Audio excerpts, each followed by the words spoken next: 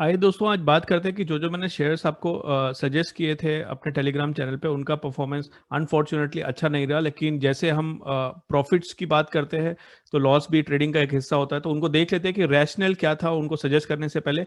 सबसे पहले एनएमडीसी की बात करते हैं। एनएमडीसी में कई दिनों से गैप अप ओपनिंग हो रही थी, जैसा कि आप देख रहे थे, और कल इसमें बहुत बड़ी रेड कैंडल बनी थी। तो ऐसा लग रहा था आज का प्राइस एक्शन देख के, आज का इंट्राडे प्राइस एक्शन देख के लग रहा था कि ये स्टॉक ओपन होने के बाद से, आज का प्राइस एक्शन देख के दोस्तों लग रहा था, ये आप देखिए पहली कैंडल जो बनी है बहुत बड़ी रेड कैंडल बनी है, और उसके बाद ब्रॉडर मार्केट बहुत तेजी से ऊपर जा रहा था, निफ्टी बहुत तेजी से ऊपर जा रहा था, लेकिन इसमें बार बार सेलिंग आ रही थी।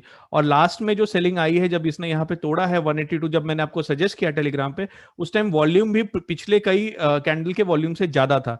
तो मुझे लगा कि ये एक स्टॉक आज वीक होने वाला है, जैसा कि मार्केट में 90% डेज में होता है कि कभी भी सारे स्टॉक एक साथ ऊपर नहीं जाते, कुछ तो स्टॉक्स होते हैं जो नीचे जाते हैं। तो एनएमडीसी मुझे लगा कि चूंकि वीकनेस दिखा रहा था सुबह से, 2 घंटे हो चुके थे मार्केट में, 1 घंटा हो चुका था, 1.5 घंटा, तो मुझे लगा कि ये स्टॉक वीक होने जा रहा है। तो मैंने यहाँ पे आपको कहीं सजेस्ट किया था 183 पे कि इसको सेल कर सकते हैं। इसका स्टॉप लॉस नीरेस्ट जो पिवट था उससे थोड़ा ऊपर हमने 192 पे रखा था। पोजीशन लेने के बाद थोड़ा सा हमें प्रॉफिट में दिखा ये स्टॉक, लेकिन उसके बाद जो है हमारे प्राइस पे काफी देर घूमता रहा, और उसकी जो क्लोजिंग है वो हमारे स्टॉप लॉस से नीचे हुई। लेकिन चूंकि ब्रॉडर इंडेक्स इतना फेरोशियसली ऊपर जा रहा था, तो ये भी ऊपर चला गया। यहाँ ये एक चीज ध्यान रखिएगा दोस्तों कि हमारा स्टॉप लॉस नहीं हिट हुआ जो हमने शुरू में रखा था। इसका एक बहुत बड़ा रीजन है कि हमने स्टॉप लॉस वाइड लिया था। तो आपको भी ऐसे दिनों में स्टॉप लॉस वाइड रखिए, अपने कैपिटल के हिसाब से नहीं रखना। जैसे कि मान लीजिए अगर आपका कैपिटल 5 लाख होता, ठीक है, तो आपका 1% 5,000 रुपए होता है। तो इसमें जैसे कि 183 और 193, 10 पॉइंट का स्टॉप लॉस रखा था, तो 5,000 और 10 पॉइंट का स्टॉप लॉस, तो आपको कितनी क्वांटिटी सेल करनी थी? 5,000 divide by 10 which is 500। 500 quantity आपको सेल करनी थी। इंट्राडे में आप स्टॉक्स भी सेल कर सकते हो, जरूरी नहीं है आप फ्यूचर्स में जाओ, सारे ब्रोकर आपको ये फैसिलिटी देते हैं। तो ये एनएमडीसी में आज अपने को लॉस हुआ। अगर आप देखोगे आज के जो लूजर स्टॉक्स है मैक्स लूजर में, उसमें सबसे बड़ा लूजर जो है अपना सिप्ला था। तो मैंने आपको सिप्ला मॉर्निंग में ही सजेस्ट कर दिया था सेल के लिए। अगेन सिप्ला की जो कहानी अगर आप देखोगे तो ब्रॉड इंडेक्स बहुत ऊपर था और ये वीकनेस दिखा रहा था। पहली 4-5 कैंडल जो बनी थी वो काफी वीक बनी थी, प्लस इसमें पिछले एक आप देखोगे तो स्टॉक कई दिनों से वीक ही दिख रहा था हमको। तो सिप्ला में हमने सेल पोजीशन लेने की सोची, और उसके बाद हमने यहाँ पर 875 पे पोजीशन ली, और डे हाई से थोड़ा ऊपर हमने इसका स्टॉप लॉस रखा। अगर हमने, चूंकि इंडेक्स बहुत बुलिश था, सारे सेक्टर्स ऊपर थे, तो हमने इसकी जो स्टॉप लॉस है वो काफी हमने वाइड रखा था। इसका स्टॉप लॉस वाइड रखने से 875 और अपना 895, 13 पॉइंट ऊपर। तो अगर आपका 5 लाख का कैपिटल है समझो, तो 5,000 डिवाइड बाई 13 जो आता है वो आपकी क्वांटिटी बन जाती है। इसमें हमें मैंने आई थिंक आपको पहले ही एग्जिट सजेस्ट कर दिया था, क्योंकि स्टॉक कहीं ज्यादा मूव नहीं कर रहा था। 880 881 पे शायद मैंने आपको सजेस्ट कर दिया था निकल जाने के लिए। तो इसमें भी एक मामूली सा लॉस हुआ, 0.1 या 0.2 आर का हमको लॉस हुआ। तीसरा मैंने आपको सजेस्ट किया था यूपीएल। अब अपनी ट्रेडर की जो किस्मत देखिए दोस्त कैसी होती है कि पूरा ब्रॉडर इंडेक्स ऊपर था और यूपीएल ने स्ट्रेंथ भी शो करी थी।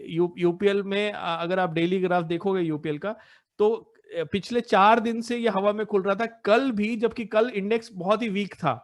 याद है कल आपने देखा होगा ज्यादातर स्टॉक्स ने वीकनेस दिखाई थी, ये हवा में खुला था, पूरे दिन इसमें फॉलो थ्रू मिला था। और आज भी ये हवा में खुला, और हवा में खुलने के बाद हमने पोजीशन ली। लेकिन हमारे पोजीशन लेने के बाद से इस पॉइंट पे कहीं हमने पोजीशन ली 775 पे, और इसको भी हमने शायद 773 पे निकाल दिया था।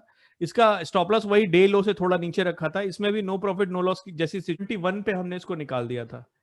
तो ये यहाँ पे कहीं हमने इसको निकाल दिया था। तो ये भी एक बहुत ही छोटा सा हमको लॉस देके गया।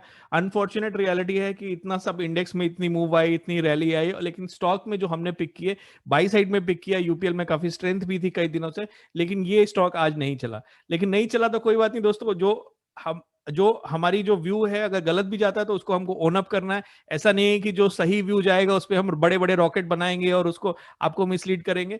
मैं कोशिश करता हूं कि जो एक एक ट्रेडर की जो लाइफ है वो उसमें कितने हैप्पीनेस और कितनी डिसअपॉइंटमेंट होती है, दोनों साइड आपको दिखाऊं। अच्छा, अब आगे बात करते हैं कल के लिए। चूंकि बैंकिंग इंडेक्स जो आपने देखा होगा कि सबसे ज्यादा स्ट्रांग है, तो बैंकिंग इंडेक्स में हमने देखा कि कई ऐसे स्टॉक्स हैं जिनमें लास्ट में 1 घंटे में काफी ज्यादा बाइंग हुई है।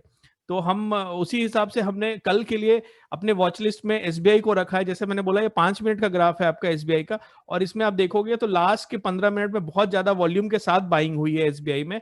और अगर थोड़ी और बाइंग होती है कल मॉर्निंग में, अगर हवा में खुलता है या फर्स्ट हाफ एन आवर में बाइंग होती है, तो ये बहुत बड़े लेवल को ऑलरेडी क्रॉस कर चुका है आवरली में। तो इसमें स्टॉक्स में जब शॉर्ट कवरिंग आती है तो बहुत फेरोशियस होती है, तो इसमें और भी फेरोशियस शॉर्ट कवरिंग आ सकती है। तो मैंने एसबीआई रखा है कल के, अगर ओपनिंग रेंज ब्रेकआउट के लिए या फर्स्ट 10 मिनट्स 15 मिनट्स के बाद अगर ये अच्छा ब्रेकआउट दिखाता है, फॉलो थ्रू दिखाता है, तो इसमें हम लोग बाई पोजीशन ले सकते हैं। स्टॉप लॉस हमारा डे लो हो जाएगा। दोस्तों, अगर आप इंडसइंड बैंक देखोगे तो आज पूरे दिन जो है, चूंकि बैंक निफ्टी खुद ही 4% ऊपर था, तो इसमें कोई ताज्जुब की बात नहीं है कि इंडसइंड जैसा स्टॉक जो है वो आपको 7.5% के आसपास ऊपर था, और थ्रू आउट इसने जो है स्ट्रेंथ दिखाई है इंडसइंड ने। तो लास्ट के, जैसे मैंने बोला, लास्ट का 1 आवर बहुत क्रूशियल होता है अगले दिन के लिए।